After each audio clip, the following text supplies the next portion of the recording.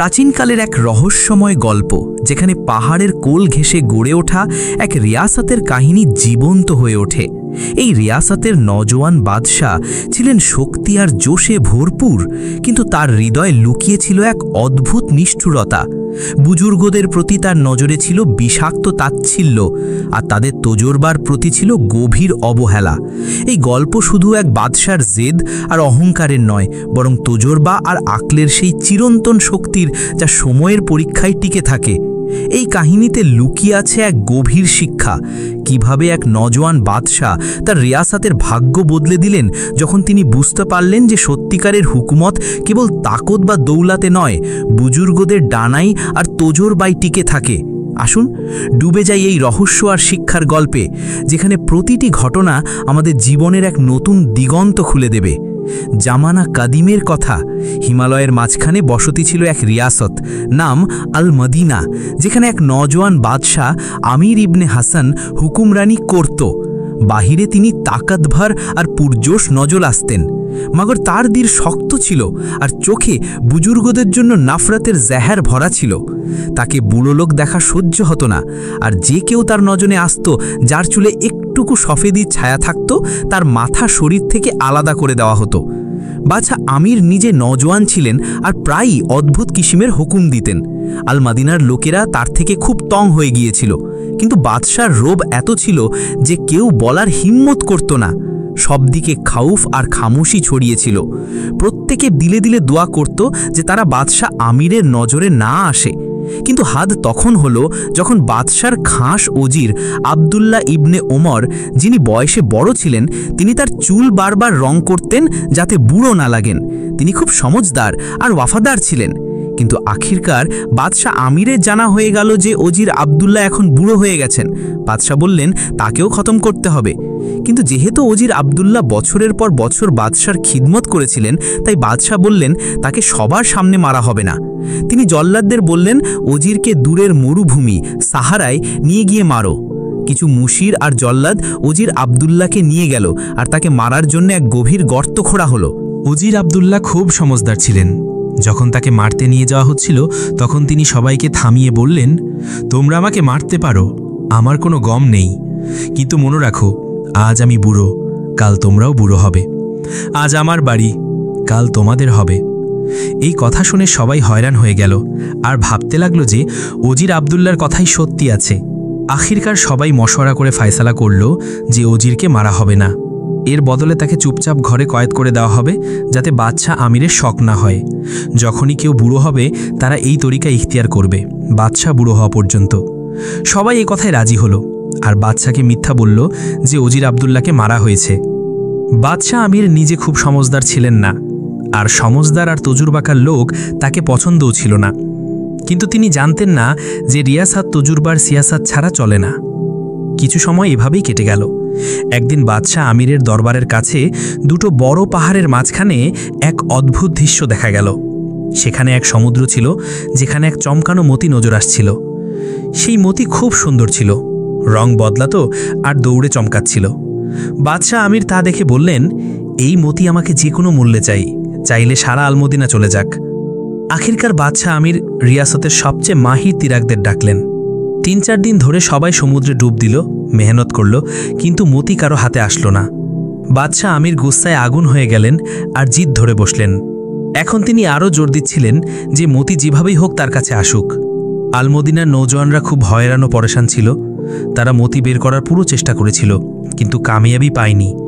এখন তারা ভাবছিল আর কি করা যায়। বাদশাহ আমিরকে খুশি করার কোনো রাস্তা বাকি ছিল না। সবদিকে এক বেচাইনি ছড়িয়ে পড়ল, আর সবার উপর চাপ ছিল যে মশলা তাড়াতাড়ি হল করতে হবে। বাদশাহ আমির ওজির আবদুল্লার ছেলে ইউসুফ ইবনে আবদুল্লাকে ডেকে বললেন, তুমি আমার খাস ওজির, কোনো হল বের করো। যদি আমরা এই মতি না বের করি, তাহলে পুরো আলমদিনা আমাদের উপর হাসবে, আমাদের নাকাম মনে করবে। ইউসুফ আদবের সাথে বলল, বাদশাহ সালামত, এক মশওয়ারা দেব, যদি আপনি মেনে নেন তাহলে হয়তো মতি পাওয়া যাবে। বাদশাহ আমির তার কথা শুনে খুশি হলেন। তিনি ফৌরান মেনে নিলেন, আর পরের দিন সকালেই সব ওজিরার দরবারীদের পাহাড়ে জমা হওয়ার হুকুম দিলেন। সবাই ইউসুফের হিকমত ভরা কথা শোনার জন্য মুন্তেজির ছিল। ফিজাই সঞ্জিদগি ছড়িয়েছিল। ইউসুফ কিছুক্ষণ পর পাহাড়ে এসে বলল, বাদশাহ সালামত, যেই জায়গায় আমরা মতি তালাশ করছি আসলে সেখানে মতি নেই। বাদশাহ আমির হায়রতে জিজ্ঞেস করলেন, তাহলে কোথায় আছে? সাফ সাফ বলো। ইউসুফ আসমানের দিকে ইশারা করে বলল, ওই দেখুন, পাহাড়ের চূড়ায় এক সুন্দর মতি চমকাচ্ছে, এরই রোশনি পানিতে পড়ছে।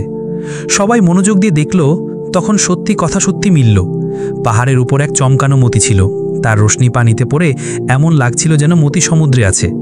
সবাই হায়রান হয়ে গেল যে এত সাদা কথা কারো বোধে আসেনি। সবাই গিয়ে মতি খুঁজে বের করল আর এনে বাদশাহ আমিরকে দিল। বাদশার ইজ্জত বাঁচায় তিনি খুব খুশি হলেন, আর ইউসুফকে ইনামাত দিয়ে নামাজা হলো। কিন্তু সাথে সাথে বাদশাহ আমিরের দিলে এক শখ জাগল। তিনি ভাবতে লাগলেন, এই ছেলে তো এত আকলমন্দ নয়, তাহলে এমন কথা তাকে কে শিখাচ্ছে? বাদশাহ দিলে ভাবলেন, জরুর কেউ বুড়ো এখনও জিন্দা আছে যে তাকে মশওয়ারা দেয়। তিনি জানতে চাইলেন কেউ তার হুকুমের খেলাফ কাজ করেনি তো। তাই তিনি এক নতুন তরিকা বের করলেন যাতে পুরো আলমদিনার ইমতিহান নেওয়া যায়। কিছুদিন পর বাদশাহ আমির ঘোষণা করলেন যে এক খাস তারিখে পুরো আলমদিনা এক খাস টুপি তৈরি করবে। শর্ত ছিল টুপি পানি আর আগুন দুটো দিয়েই বানানো হবে। এমন হবে না যে আগুনে পুড়ে যায় বা পানিতে ভেসে যায়। আর এটাও জরুরি ছিল যে টুপি পরার মাথা না পোড়ায় না ভেজায়। এই শর্ত শুনে পুরো আলমদিনা পারেশান হয়ে গেল। লোকেরা হায়রান ছিল, এই কেমন কাজ? এমন টুপি তো দুনিয়ায় বানানোই হয়নি। কিন্তু বাদশাহ আমির সাক্তি করে বললেন, যদি শর্ত পূরণ না হয় তাহলে পুরো আলমদিনাকে বের করে দেওয়া হবে আর তাদের জায়গায় অন্য চালাক লোক রাখা হবে। এখন সবাই ভাবতে লাগলো, মাথা ধরতে লাগলো। সবদিকে উদাসী আর বেচাইনি ছড়িয়ে পড়ল। কেউ বুঝতে পারছিল না এমন নামুমকিন কাজ কিভাবে করা যায়। প্রত্যেকে মনে করতে লাগলো হয়তো এখন বাঁচা মুশকিল। যতই নির্ধারিত তারিখ কাছে আসছিল, ইউসুফ বেচাইন হতে লাগলো। আখিরে সে তার বাবা আবদুল্লার কাছে গিয়ে বলল, আব্বু, এই বাচ্চা কেমন ইমতিহান নিয়েছেন, বলো আমি কি করব? বুড়ো আবদুল্লাহ হেসে বললেন, বেটা, ফিকির করো না, আমি তোমাকে এমন তরিকা শিখাবো যে বাচ্চা আমিরের হোশ উড়ে যাবে। আবদুল্লাহ ছেলেকে এক খাস চালাকি ভরা তরকিব বুঝিয়ে দিলেন। ইউসুফ খামোশভাবে কিছু খাস লোকের সাথে দেখা করল, যারা জানত যে আবদুল্লাহ এখনও জিন্দা। তাদের সবাইকে আবদুল্লাহর পয়গাম দিল যে যদি সবাই সাথ দেয় তাহলে আমরা বাদশাহ আমিরের ইমতিহানে কামিয়াব হতে পারি। সেই দিনও এলো যার জন্য সবাই মুন্তজির ছিল। পুরো আলমদিনা বাদশাহ আমিরের দরবারে জমা হলো। প্রত্যেকের চেহারায় ফিকির আর হায়রত ছিল। সবার নজর দরজায় ছিল যে এখন কোনো কারিশমা হবে। ইউসুফ আর তার সাথীরা খাস ঘোষণার তৈরি করল। কিছুক্ষণ পর কিছু লোক এগিয়ে গিয়ে সবচেয়ে উঁচু আওয়াজে বলল, শুনো সবাই, আজ আমরা বাদশাহ সালামতকে এমন এক তাজ পরাবো যা আগুন আর পানি দুটো দিয়ে বানানো। কিন্তু এই তাজের খাস ব্যাপার হলো শুধু তারাই এটা দেখতে পাবে যারা হালালি। যারা হালালি নয় তারা দেখতে পাবে না। এটা শুনে পুরো দরবার হয়রান হয়ে গেল। কেউ কেউ চমকে গেল, কেউ মাথা নিচু করল। এখন কেউ বুঝতে পারছিল না, যদি আমি বলি তাজ দেখতে পেলাম না তাহলে লোকেরা আমাকে জাহিল ভাববে। বাদশাহ আমিরও হয়রান হয়ে গেলেন। তিনি নজওয়ান ছিলেন, জোশে ছিলেন, কিন্তু এত তজুরবা ছিল না। আলমদিনার লোকেরা এক বড় সিন্দুক দরবারে এনে রাখল। সবার নজর সেখানে ছিল, কিন্তু কেউ কিছু দেখতে পাচ্ছিল না। কিছু লোক হাত এমনভাবে তুলছিল যেন তাজ ধরেছে। তারা সেই নজরে না আসা তাজ বাদশাহ আমিরের মাথায় নাকল আর জোরে জোরে ওয়াহ ওয়াহ করতে লাগল। সবাই তারিফ করতে লাগল, কি শান এই তাজের, এমন তাজ তো আজ পর্যন্ত কেউ দেখেনি। বাদশাহ আমির শুনে খুশি হলেন, কিন্তু তার মাথায় কিছু অনুভব হচ্ছিল না। কিন্তু যখন আলমদিনার সবাই ওয়াহ ওয়াহ করল, তখন বাদশাহ আমিরও তা তাজ মনে করে খুশির নাটক করতে লাগলেন। সবাই অদ্ভুত অদ্ভুত কথায় তারিফ করতে লাগল। সন্ধ্যা পর্যন্ত এই মেলা চলল, আর সন্ধ্যা হতেই বাদশাহ আমির হাবেলিতে ফিরে গেলেন। সন্ধ্যায় বাদশাহ বেগম ফাতিমাকে বললেন, বেগম, তুমি আমার তাজের মুবারকবাদ দাওনি। বেগম ফাতিমা হয়রান হয়ে বললেন, বাদশাহ সালামত, আপনার মাথায় তো কিছুই নেই, কিসের মুবারকবাদ? বাদশাহ আমিরের রং উড়ে গেল। দিলে বললেন, কোথাও আমার বেগম এমন হতে পারে না। বেগম ফাতিমার কথা তার দিলে লাগলো, আর নিজে চুপচাপ আয়নায় দেখতে গেলেন। মাথা একেবারে খালি ছিল, তাজের নাম নিশান ছিল না। এটা দেখে বাদশাহ আমিরের দিল কেঁপে গেল। তিনি ভাবতে লাগলেন, যদি আমার কিছু নজর না আসে তাহলে কোথাও আমি জাহিল নই তো? না, এমন কখনোই হতে পারে না। আর এই কথা আমি কাউকে বলবো না, নইলে লোকেরা আমার মজা কুড়াবে আর বাদশাহত খতম হয়ে যাবে। আখিরে বাদশা আমির নিজেকে কষতে কষতে ঘুমের আগসে চলে গেলেন। পরের 2 দিন বাদশা আমির দরবারে আসলেন না। তিনি অসুস্থ হয়ে পড়লেন, দিল ও দিমাগ উলঝেছিল। আখিরে ইউসুফকে ডেকে বললেন, সত্যি সত্যি বলো, আমার মাথায় কোনো তাজ আছে না নেই?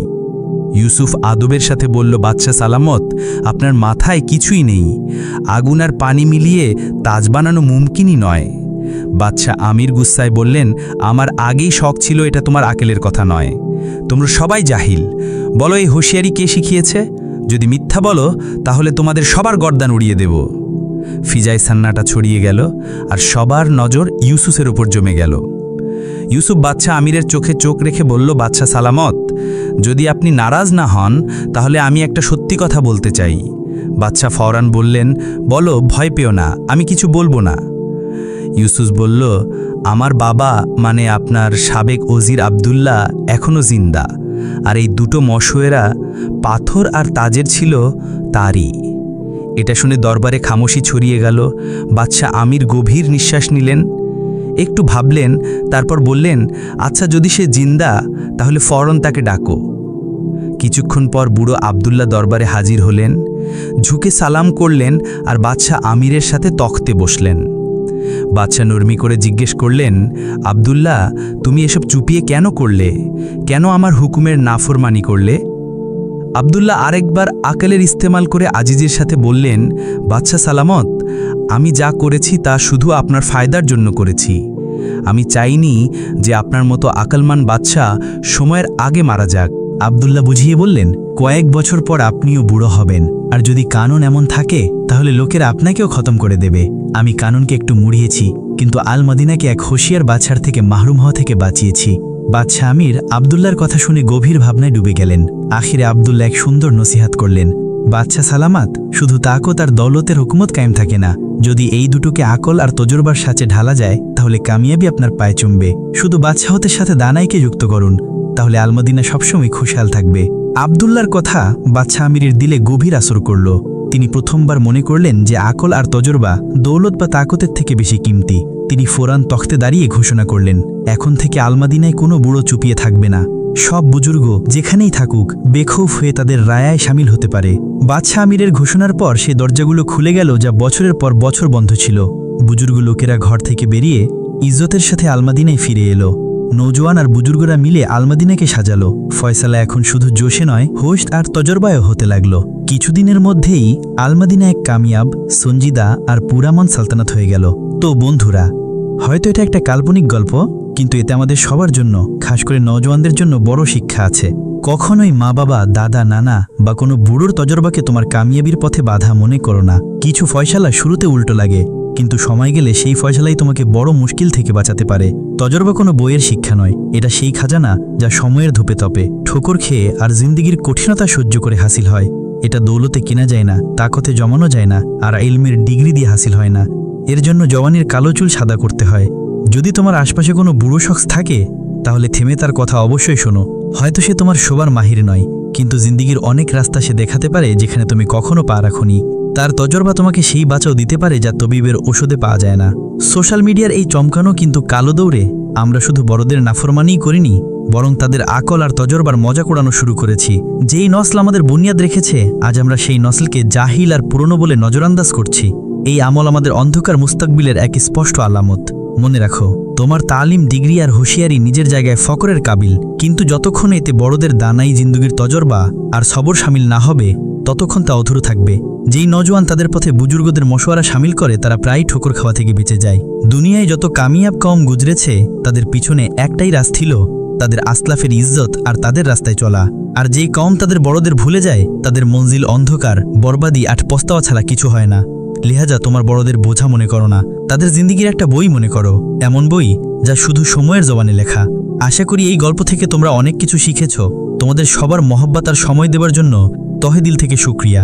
যদি তোমরা এখন আমাদের চ্যানেল সাবস্ক্রাইব না করে থাকো তাহলে সাবস্ক্রাইব করো আর বেল আইকন অবশ্যই বাজাও। যদি ভিডিও পছন্দ হয় তাহলে লাইক আর শেয়ার করে আমাদের হৌসলা আফজাই করো। খুব খুব শুকরিয়া।